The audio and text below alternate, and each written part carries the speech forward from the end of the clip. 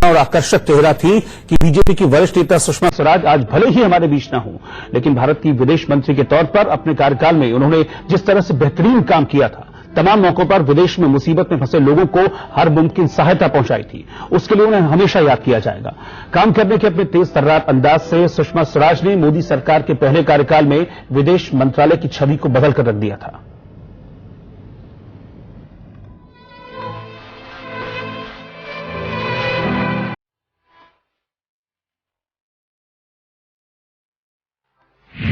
दूसरों का दर्द देख रोने वाली रुला गई।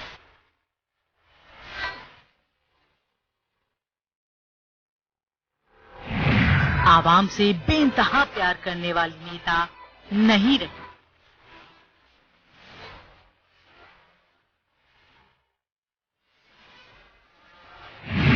एक पुकार पर मदद के लिए बेचैन होने वाली सुषमा नहीं रही।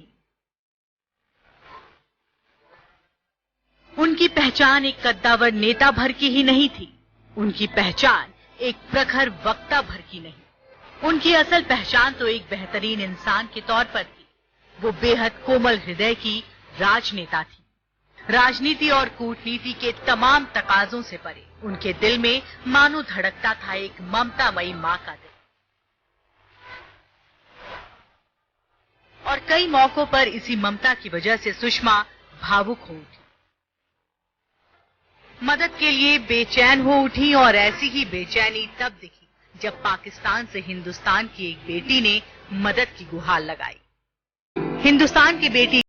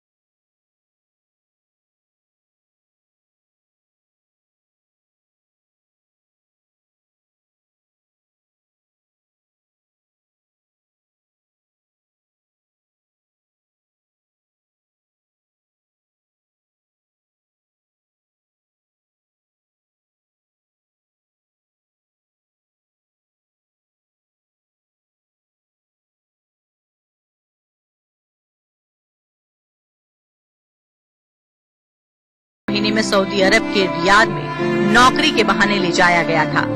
वहां उसे अब प्रताड़ित किया जा रहा है और वापस देश नहीं लौटने दिया जा रहा, जिस पर सुषमा स्वराज ने एक्शन लिया और कुछ दिनों के भीतर ही सऊदी अरब सरकार को पीड़ित महिला को भारत वापस भेजना पड़ा।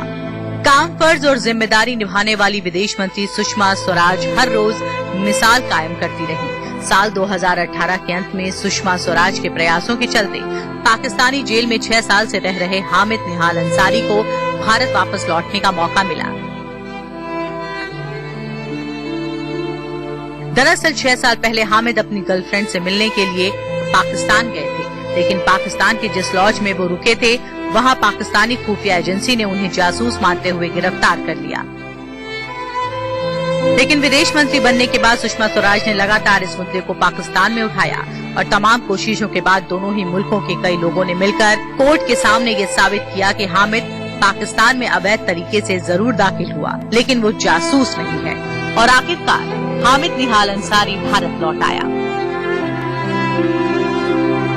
सुषमा स्वराज सिर्फ भारतीयों के लिए ही उदार हृदय वाली नहीं थी, बल्कि वो गैर भारतीय नागरिकों की मदद के लिए भी हमेशा तैयार रहती थी। साल 2017 में जब मिस्र की रहने वाली विश्व की सबसे मोटी महिला ईमान अहमद ने अपने इलाज के लिए सुषमा स्वराज को ट्वीट किया था, तो सुषमा स्वराज ने न सिर्फ तुरंत हामी भरी बल्कि उनके वीजा का भी बंदोबस्त किया और फिर ईमान को एयरलिफ्ट कर मुंबई के सैफी में एडमिट कराया गया। भारतीय राजनीति में जब जब कोमल दिल की राजनेता की बात होगी तो उसमें सुषमा स्वराज का नाम सबसे ऊपर होगा। Bureau report, India news. BJP मुख्यालय में मेरे पीछे यहाँ पर श्रद्धांजलि देने के लिए सुषमा स्वराज जी को अंतिम विदाई देने के लिए लोगों का तांता है। रह रहकर यहाँ पर जयकारे लगने लगते हैं सुषमा स्वराज जी को श्रद्धांजलि देने के लिए। सुषमा तेरा नाम रहेगा, अमर रहेगा, सुषमा स्वराज की जय, इनकी गूंज सुनाई देने लगती है। और इस बीच सुषमा जी ने कितने लोगों की जिंदगियों को छुआ है, उनमें से एक शख्स हामिद अंसारी भी हमारे साथ इस वक्त सीधे मुंबई से जुड़ रहे हैं। उनकी माता जी फौजिया भी हमारे साथ जुड़ रही हैं। हामिद, इस दुनिया में जन्म देने वाली माँ होती है, वो आपको जिंदगी देती है, लेकिन आपको दूसरा जीवन देने वाली, अगर मैं गलत नहीं हूँ तो सुषमा स्वराज जी हैं। आज कैसा लग रहा है आपको कि सर से जैसे एक तरह से साया उठ गया है?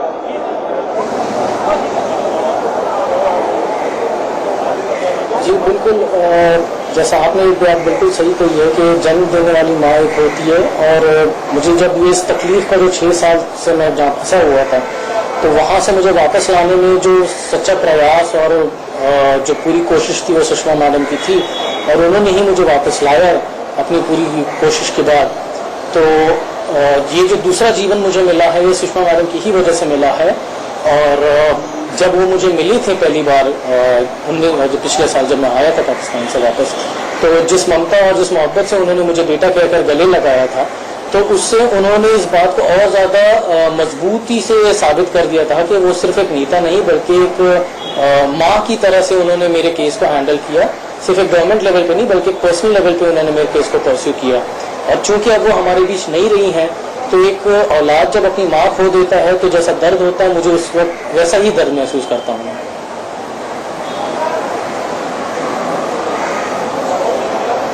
हामिद, मुझे पता है कि आपकी माताजी फौजिया जी भी आपके साथ मौजूद हैं। दर दर पर उन्होंने दरवाजे खटखटाए, मदद की गुहार लगाई और सुषमा जी ने मदद की। आपकी कहानी के बारे में थोड़ा सा अपने दर्शक जो हमारे साथ जुड़ रहे हैं उनको बता दें। एक वीर ज़ारा किस्म की स्टोरी थी जहां पर आपको प्यार हुआ, आप सरहद पार करके गए और उसके बाद वहीं पे फंस गए। क्या आप हमें बताएंगे वाकया कैसे हुआ, किस तरह से संपर्क किया सुषमा जी से आपके परिवार वालों ने, और उसके बाद किस तरह की उन्होंने मदद आपको दी, अगर आप लोग हमें बयां कर पाए?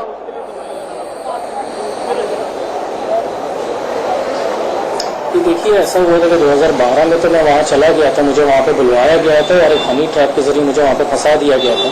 लेकिन उसके बाद यहाँ पे क्या हो रहा था इस बात की तो मुझे कोई जानकारी नहीं थी, क्योंकि मुझे ज़मीन के नीचे रखा गया था, मुझे दिन रात का पता नहीं होता था। लेकिन जब मुझे 2016 में सिविल प्रेजेंस में शिफ्ट किया गया, मुझे जब वकील मुझे आके मिलने लगे थे, तो वकीलों ने मुझे बताया कि मेरे घर वालों के साथ साथ इंडियन गवर्नमेंट और सुषमा स्वराज मैडम स्पेशली बहुत ज़्यादा कोशिश कर रहे हैं कि मेरा रिपैट्रिएशन हो सके, जिसमें सुषमा मैडम ने 96 लेटर्स लिखे थे पाकिस्तान गवर्नमेंट को फॉर काउंसिलर एक्सेस। लेकिन फिर भी पाकिस्तान गवर्नमेंट ने कभी भी मुझे काउंसिलर एक्सेस प्रोवाइड नहीं कराया था। लेकिन पाकिस्तान की इस एक्शन के बावजूद सुषमा मैडम के जो प्रयास था और उनकी जो संघर्ष था, कोशिश थी, वो कभी भी टूट नहीं पाई। उन्होंने अपना संघर्ष जारी रखा और यहाँ तक के पॉजिटिव रिजल्ट यानी कि मेरी वापसी हो गई। जब मैं वापस आ गया तब ये सच्ची कामयाबी थी और कभी भी किसी भी वजह से वो कभी डीमोटिवेट नहीं हुए, कभी भी उन्होंने अपनी कोशिश नहीं छोड़ी। और यहाँ पे आने के बाद मेरे घर वालों ने मुझे जो बातें बताई थी कि किस तरीके से मैडम ने हेल्प की है। जब भी घर वाले जाते थे उनसे मिलने के लिए तो अपॉइंटमेंट उनको फौरन दे दिया जाता था, या ये भी बोला गया कि भाई तुम्हें अपॉइंटमेंट लेने की जरूरत नहीं है, तुम्हारा घर है, जब चाहे आ जाओ। तो मैडम ने किस तरीके से मेरे घर वालों को आश्वासन दिया और एक तकलीफ के वक्त में उन्होंने किस तरीके से इनको संभाला, तो ये बहुत ही ज्यादा काबिल तारीफ है और ये चीज को मैं हमेशा हमेशा के लिए अपनी जिंदगी में याद रखूंगा। हामिद, आपकी लड़ाई में आपकी मां ने भी आपका भरपूर साथ दिया, उन्होंने अपनी नौकरी तक छोड़ दी, बहुत सारी दिक्कतें आप लोगों ने झेली, लेकिन क्या आपको लगता है कि अगर सुषमा जी का साथ नहीं मिलता आपको तो आप वापस हिंदुस्तान लौट पाते? कोई उम्मीद थी आपको उससे पहले? नहीं, देखिए वो जगह ही ऐसी है कि वहां पे कोई उम्मीद नहीं रखी जा सकती है किसी भी लिहाज से, क्योंकि जितना भी बोला जाए कि मतलब यहाँ से हम कितनी भी कोशिश करें, लेकिन वहां वाले लोग अपनी हटदर्मी ही बना के रखेंगे, उन्हें जो करना है वो लोग करेंगे। लेकिन मेरी माँ जैसे मुझे एक्सप्लेन करती हैं कि क्या क्या हुआ था, यहाँ पे संघर्ष किस तरह किया गया था, तो ये हमेशा यही बोलती हैं कि सुषमा मैडम ने जिस तरीके से उन्होंने लोगों के साथ वहां पे भी संपर्क किया और जिस तरीके से केस को बढ़ाया गया, जिस तरीके से दोनों गवर्नमेंट्स ने, यहाँ की गवर्नमेंट ने वहाँ की गवर्नमेंट को प्रेशराइज की और फिर बाद में कोर्ट कचहरी के जरिए वहां से मुझे जिस तरीके से इंसाफ दिलाकर सुषमा मैडम ने मुझे बाइज्जत वापस लाया और ये कह कर कि ये सिर्फ मेरी माँ को उन्होंने कहा था कि ये सिर्फ तुम्हारा बेटा नहीं है, देश का भी बेटा, ये मेरा बेटा है, तो उन्होंने इस बात को ना कि सिर्फ जबानी कहा बल्कि उन्होंने इस बात को साबित भी किया। हामिद, मैं आपकी मां से इसका जवाब चाहूंगा कि किसी भी मां के लिए सबसे अनमोल, सबसे कीमती चीज उसका बच्चा होता है, उसका बेटा होता है, और उस बेटे के लिए सुषमा स्वराज ने जो प्रयास किए उनको किस तरीके से याद करती हैं आपकी माता जी, सुषमा जी को?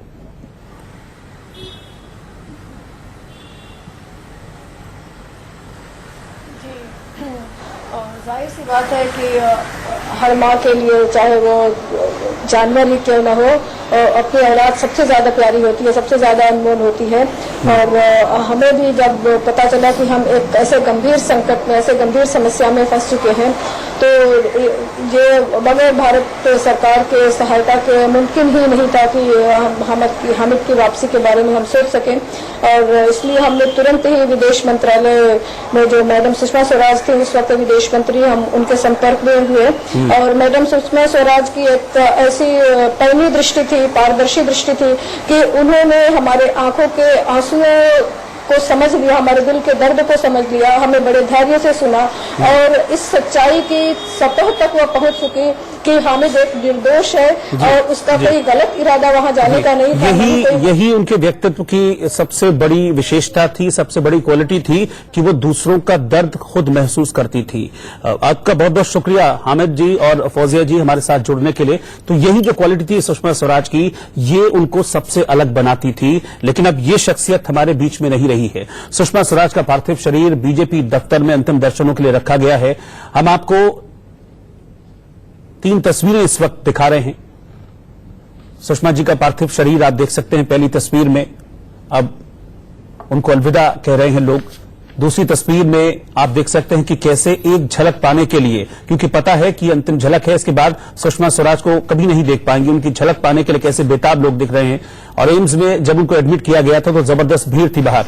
और आप 5 तस्वीरें इस वक्त देख सकते हैं। सुषमा स्वराज को अंतिम श्रद्धांजलि देने के लिए राष्ट्रपति रामनाथ कोविंद, वेंकैया नायडू, अमित शाह, लालकृष्ण आडवाणी और प्रधानमंत्री नरेंद्र मोदी पहुंचे थे और सुषमा स्वराज को अंतिम विदाई दी है। इस दौरान सबने अपने अपने जो अनुभव रहे हैं सुषमा स्वराज के साथ उनको बांटा। प्रधानमंत्री नरेंद्र मोदी जब श्रद्धांजलि दे रहे थे तो उनकी आंखें नम हो गई थी, उन्होंने काफी देर तक उनके परिवार से बातचीत भी की थी।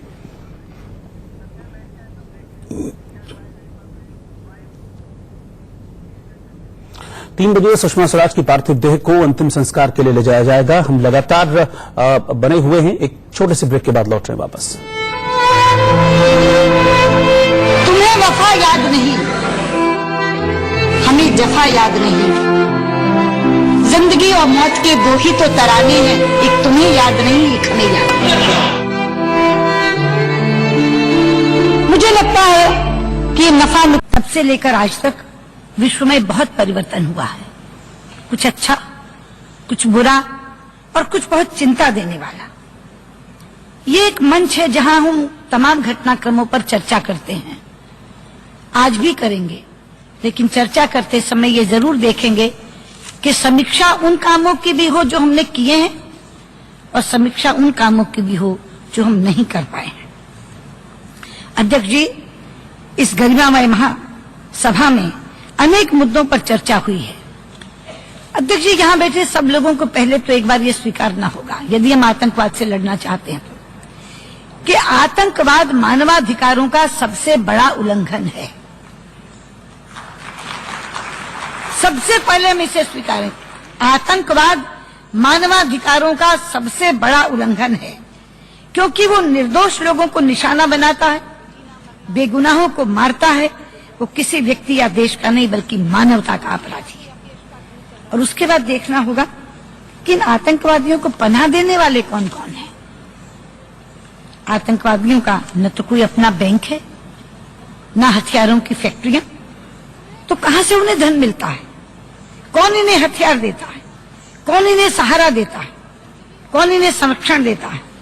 ऐसे ही सवाल इसी मंच से अफगानिस्तान ने भी कुछ दिन पहले उठाए थे।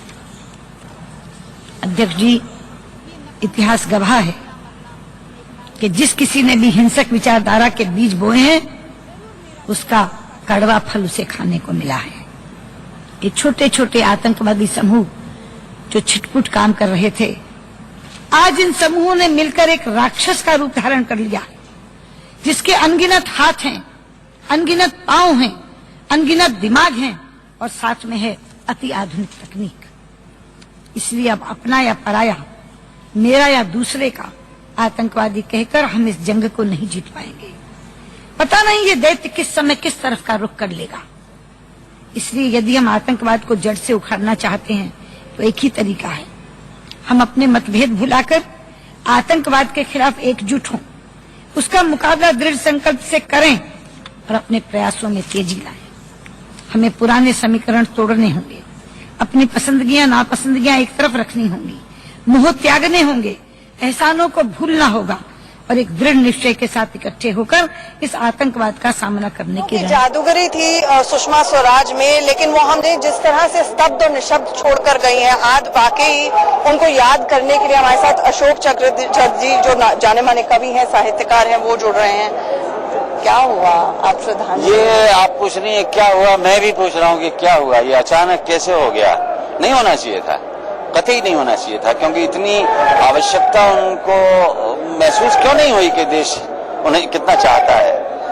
किस लिए चाहता है? इसलिए चाहता है कि वो न केवल अद्भुत वक्ता थी, एक समझदार विदुषी ऐसी नारी थी जिनके मन में भारतीयता धड़कती थी, और एक ममत्वपूर्ण व्यवहार उनका विदेशी उन नागरिकों के लिए भी था जो फंस गए, कहीं प्रवासी थे, तो प्रवासियों को अपने विदेश मंत्रालय में रहने के दौरान उन्होंने जितना सुख पहुंचाया, और शायद ये पहली बार हुआ है कि विदेश मंत्रालय आम जन से जुड़ गया था। आम जनता सीधे उनको ट्वीट कनेक्ट कर रहे थे, और उस कनेक्शन के बाद जिसकी जो भी समस्या होती थी, धर्म, जाति, रंग, वर्ण, गोत्र, इन सबसे परे जाके वो मनुष्यता के स्तर पर उसको मदद करती थी। कुछ देर पहले हामिद अंसारी हमारे साथ जुड़े थे, वो लड़का जो फंस गया था पाकिस्तान में, उसको वापस लेके उन्होंने कहा जैसे हमारे सर से साया उठ गया, वो दूसरी माँ की तरह थी, पुनर्जन्म दिया।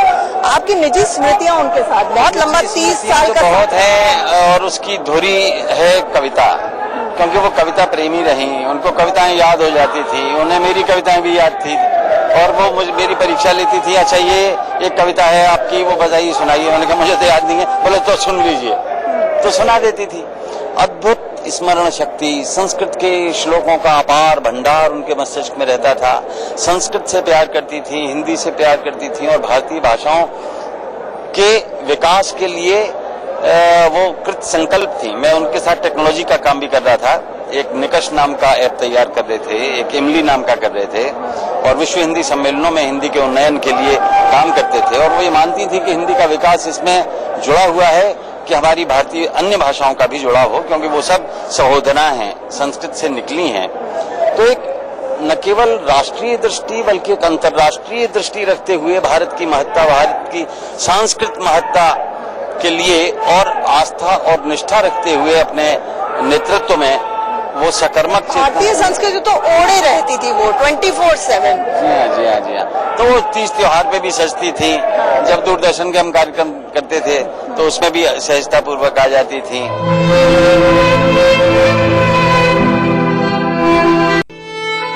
एक कद्दावर नेता विपक्ष में जब रही तो सबसे प्रखर आवाज अब हमेशा के लिए खामोश हो गई है। सुषमा स्वराज का पार्थिव शरीर बीजेपी दफ्तर में फिलहाल रखा गया है अंतिम दर्शनों के लिए। अब से थोड़ी देर बाद बीजेपी दफ्तर में फिलहाल रखा गया है अंतिम दर्शनों के लिए। अब से थोड़ी देर बाद लोधी रोड पर ले जाया जाएगा, अंतिम संस्कार वहां पर होगा। तस्वीरें आपकी टेलीविजन स्क्रीन पर। अंतिम दर्शनों के लिए जो तांता लगा हुआ है, जो लाइन लगी हुई है, जो भीड़ लगी हुई है, एक एक करके भारतीय जनता पार्टी के कार्यकर्ता पहुंच रहे हैं। भारतीय जनता पार्टी के कार्यकर्ता अलग अलग हिस्सों से, देश के अलग अलग हिस्सों से उनको चाहने वाले पहुंच रहे हैं बीजेपी हेडक्वार्टर, ताकि अंतिम दर्शन कर सके अपनी प्यारी नेता का, अब तक की सर्वश्रेष्ठ विदेश मंत्री का। ये तस्वीर आपकी टेलीविजन स्क्रीन पर भारतीय जनता पार्टी के हेडक्वार्टर की तस्वीरें, और लगातार जो तस्वीर वहां से आ रही है वो तस्वीर सबको गम में डुबो दे रही है, क्योंकि सभी नम आंखों से उन्हें विदाई दे रहे हैं, स्मृतियों को साझा कर रहे हैं। और कितनी महान नेता थी। जब विदेश मंत्री रही तो विदेश मंत्री को इस देश के हर एक नागरिक के लिए कैसे विदेश मंत्रालय के दरवाजे खुले, कैसे विदेश मंत्रालय तक हर एक नागरिक की पहुंच हो गई, ये उन्होंने सहज कर दिया। और ये तस्वीरें भारतीय जनता पार्टी के झंडा में लिपटा हुआ उनका शरीर, पार्थिव शरीर।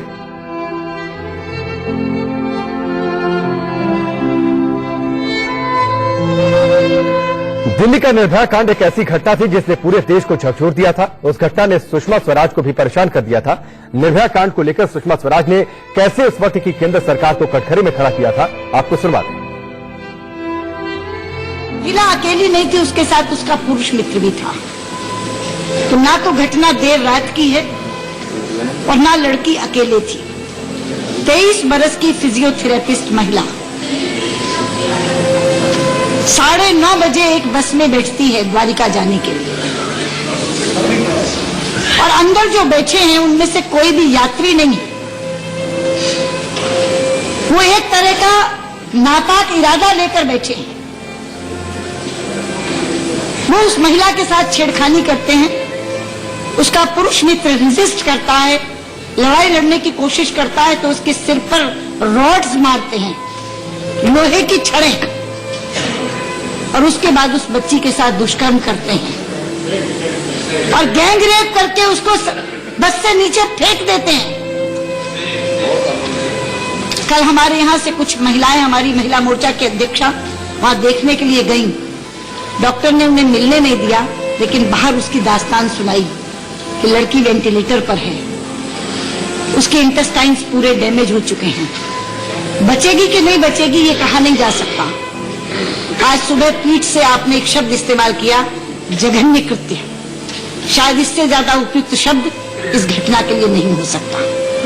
लेकिन ये एक अकेली घटना नहीं है अध्यक्ष जी, आए दिन ये घटनाएं हो रही, और इसीलिए हम लोगों ने आज प्रश्नकाल स्थगित करके इस प्रश्न को उठाना चाहा था। लेकिन चूंकि आपने कहा कि आप शून्य प्रहर में इसको उठाने देंगी, और स्वयं जब आपने कहा कि ये जघन्य कृत्य है, तो हमको लगा कि ज्यादा शांति से अगर इस मसले को उठाया जाए तो जरूरी। बहुत बार मैंने इस तरह के कृत्यों के लिए कहा है कि ऐसे लोगों को फांसी की सजा होनी चाहिए। लोग कह देते हैं कैपिटल पनिशमेंट खत्म हो जानी चाहिए।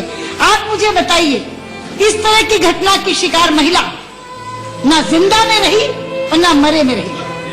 वो एक जीवित लाश बनकर के अपना जीवन जिएगी अगर बच गई तो। अभी जीवन और मौत का संघर्ष झेल रही है, पता नहीं बचेगी कि नहीं बचेगी, लेकिन अगर बच गई तो पूरी जिंदगी एक जिंदा लाश की तरह से गुजारेगी। क्या ऐसे लोगों को फांसी की सजा नहीं होनी चाहिए? लेकिन मैं कहना चाहती हूँ, अभी तो सब लोग गिरफ्तार भी नहीं हुए, केवल 2 लोग गिरफ्तार हुए हैं। लेकिन क्या कर रही है दिल्ली पुलिस, क्या कर रही है केंद्र की सरकार? क्या कर रही है गृह मंत्री और क्या कर रही है दिल्ली की मुख्यमंत्री? ये सलाह देकर कि लड़कियां रात को अकेले न जाएं। जो कॉल सेंटर्स में काम करती हैं महिलाएं, पेट की भूख उनको ले जाती है रात में वहां, क्योंकि वो चलते ही कॉल सेंटर्स रात में है। मध्यम वर्गीय परिवारों की लड़कियां हैं। लेकिन मैंने तो कल को कहा कि कल की वारदात तो देर रात की भी नहीं है, अकेली भी नहीं है। इससे ज्यादा वो क्या करे? रात के 9:30 बजे एक पुरुष मित्र के साथ चलती है, लेकिन उसके साथ इस तरह की घटना घटती है। अध्यक्ष जी, आप स्वयं बताइए किन शब्दों में इसकी निंदा की जाए? कोई शब्द बचता नहीं है इसकी निंदा करने के लिए। इसलिए आपके माध्यम से मैं कहना चाहती हूँ, गृह मंत्री सदन में आए, इस पर वक्तव्य दें। क्या कार्यवाही केंद्र की सरकार इस पर कर रही है, इसके बारे में बताएं और ये पूरा सदन पुरजोर भर्त्सना करे इसकी, और ऐसी घटनाओं की पुनरावृत्ति ना हो, इसके बारे में क्या कर रही है गृह मंत्री, इसके बारे में हमें आश्वासन दे। यही मुझे आपसे कहना। बीजेपी की ओर से सबसे प्रखर वक्ता, लेकिन जो तस्वीरें लगातार बीजेपी हेडक्वार्टर से आ रही हैं, उससे पहले जो उनके आवास से जो तस्वीरें आई, जो भी उन तस्वीरों को देख रहा है वो उदास हो जा रहा है, गमगीन हो जा रहा है। तस्वीरें आप देखिए, सुषमा स्वराज की बेटी बांसुरी उनके पास बैठी हुई है और लगातार जो श्रद्धा सुमन अर्पित किए गए जो फूल हैं, लगातार उनके चेहरे से हटाती रही। सुहागिन की तरह उन्हें सजाया गया था, लाल चुनरी उन्हें ओढ़ाई गई थी और माथे पर बड़ी सी गोल बिंदी और जो बाड़ी में उनकी गजब की धार है, ये लोग हमेशा याद करते हैं सुषमा स्वराज को। जब भी उनके व्यक्तित्व को याद करते हैं, उनके चेहरे को याद करते हैं और एक सुहागिन की तरह उन्हें सजाया गया है। ये तस्वीरें आप देखिए और जो कोई भी इस तस्वीर को देख रहा है दिल बैठा जा रहा है। और लगातार बांसुरी उनके पास में बैठी रही, जो फूल उनके चेहरे पर थे उन फूलों को हटाती रही, लाल चुनरी उन्हें उड़ाया। और ये हालांकि जंतर मंतर पर जब उनका पार्थिव शरीर रखा गया था तब की ये तस्वीर है। और न सिर्फ सुषमा स्वराज की भाषण कला गजब की थी, उनकी वाणी में तेज था, धार उनकी वाणी में थी। सिर्फ ऐसा नहीं है, उनका ड्रेसिंग सेंस भी बड़ा गजब का था। फिलहाल 5 तस्वीरें आपकी टेलीविजन स्क्रीन पर है। राष्ट्रपति रामनाथ कोविंद पहुंचे हुए थे उनके आवास पर अंतिम दर्शनों के लिए, श्रद्धा सुमन अर्पित करने के लिए। उसके ठीक नीचे तस्वीर है उपराष्ट्रपति वेंकैया नायडू जब पहुंचे थे। बगल में तस्वीर प्रधानमंत्री नरेंद्र मोदी जब वहां पर पहुंचे, परिवार के लोगों से मिले, बांसुरी से उन्होंने बातचीत की, स्वराज कौशल से बातचीत की, उस दौरान भावुक उठे। गृह मंत्री अमित शाह भी पहुंचे थे और साथ ही लाल कृष्ण आडवाणी, उनकी आंखों में भी आंसू आ गए। और हम बात कर रहे हैं उनके ड्रेसिंग सेंस की, तो हर दिन लोग ये कहते हैं कि हर दिन के हिसाब से कपड़े पहनने का उन्हें बड़ा शौक था। हालांकि इसको लेकर किसी विश्वास में बंधी हुई नहीं थी। फिलहाल 3 तस्वीरें आपकी टेलीविजन स्क्रीन पर है। लाल जोड़े में पार्थिव शरीर, लगातार बांसुरी उनके पास में बैठी रही, जिस तस्वीर के बारे में हम पहले भी चर्चा कर रहे थे। उसके बाद की तस्वीर आखिरी सफर पर जब उन्हें पहुंचाया गया था बीजेपी हेडक्वार्टर में, उनका पार्थिव शरीर को रखा गया है भारतीय जनता पार्टी के झंडे में लिपटा हुआ। और हिंदू रीति रिवाज के मुताबिक पूर्व विदेश मंत्री सुषमा स्वराज को सजाया गया, क्योंकि हिंदू रीति रिवाज में ऐसा जिक्र है कि जब कोई सुहागिन इस दुनिया को छोड़कर जाती है तो एक सुहागिन की तरह उन्हें इस दुनिया से विदाई दी जाती है। तो उसी रीति रिवाज के तहत सुषमा स्वराज को लाल जोड़े में रखा गया। उनके पार्थिव शरीर को, माथे पर जो उनकी पहचान, बड़ी सी गोल बिंदी, जो कि आप ठीक बीचों बीच आप तस्वीरें देखिए, जितनी भी तस्वीरें आ रही हैं, जब याद करते हैं सुषमा स्वराज को, उनके व्यक्तित्व को, उनका चेहरा जब सामने आता है तो साड़ी और उसके साथ ही चेहरे पर मुस्कुराहट और एक बड़ी सी बिंदी माथे के ठीक बीचों बीच, तो वैसे ही सुषमा स्वराज के पार्थिव शरीर को भी सजाया गया है। और अक्सर कुछ समय पहले उन्होंने अपने ट्विटर हैंडल पर तस्वीरें भी शेयर की थी। जब करवा चौथ पर वो सजी थी तो अपने पति के साथ उन्होंने तस्वीर शेयर की थी। तो लगातार ऐसी तस्वीरें आती रही हैं। जब एक राजनेता के तौर पर उन्हें याद करते हैं तो एक प्रखर वक्ता याद आती हैं, एक ऐसी नेता जो लोगों की भलाई के लिए हमेशा काम करती रहेंगी 24/7। एक अगर राजनीति से अलग हटकर देखें तो मातृत्व का चेहरा उनके अंदर लोगों को नजर आता है। तो अलग अलग उनके व्यक्तित्व के पहलू हैं जो लोग इस समय याद कर रहे हैं। पार्थिव शरीर भारतीय जनता पार्टी के हेडक्वार्टर में रखा हुआ है। यहाँ तमाम लोग आए हुए हैं उनको श्रद्धांजलि देने के लिए। कुछ लोग हमारे साथ हैं, वो भी श्रद्धांजलि देने के लिए आए हैं। क्यों, क्या उनका जुड़ाव है, क्या लगाव है सुषमा जी के साथ, क्या रिश्ता था, ये जानने के लिए उनसे खुद ही बात करते हैं। आप लोग कहाँ से आए हैं? मेरा नाम ब्रह्मदत्त है और मेरे साथ अनेक कुछ आश्रमों से लोग आए हुए हैं। मैं तो ऑल इंडिया का फेडरेशन का प्रेसिडेंट हूँ। सुषमा जी को मैं तब से जानता था जब वो कॉलेज में पढ़ती थी। उनके दो गुण थे, बहुत अच्छी वक्ता, हिंदी की बहुत अच्छी वक्ता, गरीबों से प्यार। जब वो एमएलए हुई अंबाला से पहली बार, तब से उन्होंने कुष्ठ रोगियों की सेवा करना शुरू किया। 1995 में 1995 में वो दिल्ली आ गई और हमारे बीच में तभी से 14 फरवरी का अपना जन्म हमारे आश्रम में मनाती थी। ये एक सिलसिला 2015 तक रहा। 20 साल तक आश्रमों में हमारे साथ खाना खाना, इनको गिफ्ट देना, आशीर्वाद देना, हर एक को मजाक, अब इनको गोलप्पा नाम है, गोलगप्पा, इस तरह से प्यार से बात करती थी और छोटे मोटे काम भी वो कराती थी। अपने हाथ से कई दफा चिट्ठी लिख करके दे देती थी। और आज इन लोगों को काफी तकलीफ हुई इस बात से कि हमारे ये उनको माँ कहते थे, कोई मैडम कहते थे, आज वो नहीं रही है। इसलिए श्रद्धांजलि देने के लिए ये लोग यहाँ आए हैं। तमाम कुष्ठ रोगी जो है, जो हम देख सकते हैं, जो यहाँ पर हमारे साथ हैं, जो आज श्रद्धांजलि देने के लिए आए हैं, इनसे और बात करने की कोशिश करते हैं। आपकी कोई याद है सुषमा जी के साथ? बहुत याद है। ये जो हमारे लिए हर साल में एक बार हमारा कॉलोनी में आके बर्थडे बनाती थी, हैप्पी बर्थडे। उन्हें हमारे साथ खाना भी खाती थी, गले भी मिलती थी।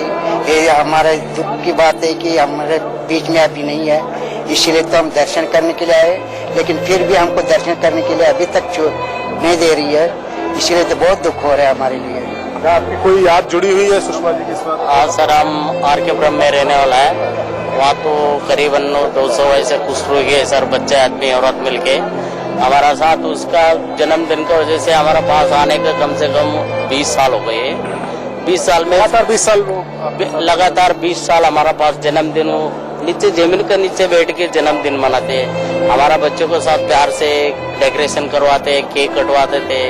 हम लोग वही खाना बनवा के सबको खाना खिलाते थे, छोटा मोटा दुख दर्द सुनते थे, सरकारी से भी मदद करवाते थे। वो फिर भी ऐसे है ना सर, उसको तबीयत ठीक नहीं था, उसी कारण से 2 साल हमारे पास आए नहीं। फिर भी उसका परिवार वाला आता, उसका पार्टी लोग भी आते। लगातार 20 साल, एक साल भी मिक्स नहीं किया वो। लगातार जब उन पर सवाल उठे तो संसद के अंदर उन्होंने उन सवालों का दृढ़ता से सामना किया। ऐसा ही कुछ हुआ था जब ललित मोदी को लेकर सुषमा स्वराज के पति पर आरोप कांग्रेस की ओर से लगाए गए, तो सुषमा ने कैसे जवाब दिया था वो सुनिए। ब्रिटिश सरकार जब ये कहती है कि हमने ललित मोदी को सारे दस्तावेज अपने नियमों के तहत दिए हैं, वे मुद्दा कहाँ रह जाता? एक नॉन इश्यू को ये इश्यू क्यों बना रहे हैं? और जब ये तय हो जाता है कि वो नियमों के अनुसार दिए गए थे, तो बाकी के सारे प्रश्न निरर्थक हो जाते हैं, बेमानी हो जाते हैं। लेकिन उसके बावजूद ये विषय उठा रहे हैं। आज खड़गे जी ने कहा कि मेरे परिवार के लोग उसके वकील हैं, इसलिए कॉन्फ्लिक्ट ऑफ इंटरेस्ट है। सभापति जी, मैं यहाँ खड़े होकर कहना चाहती हूँ, मेरे पति ललित मोदी के पासपोर्ट केस में वकील नहीं थे। और जहाँ तक मेरी बेटी का सवाल है, मेरी बेटी 9वें नंबर की जूनियर थी, 9वें नंबर की। ये केस की अपीयरेंस लिस्ट लाई हुई। इस अपीयरेंस लिस्ट में 11 वकील हैं, 11। पहले हैं मिस्टर पराग त्रिपाठी, जो सीनियर एडवोकेट हैं, जिसको उसने वकील किया, जिसका वो क्लाइंट बना। उसके बाद अनूप बोस, ऋषि अग्रवाल, प्रदीप हुडा, मेनका, अभिषेक सिंह, रोहित गुप्ता, उमंग गुप्ता, 9वें नंबर पर बात। कुणाल बहारी अभी 9वें नंबर के जूनियर को कोई एक पैसा भी देता है? 1 रुपया भी मेरी बेटी ने ललित मोदी से इस वकालत के लिए, इस केस के लिए हासिल नहीं किया।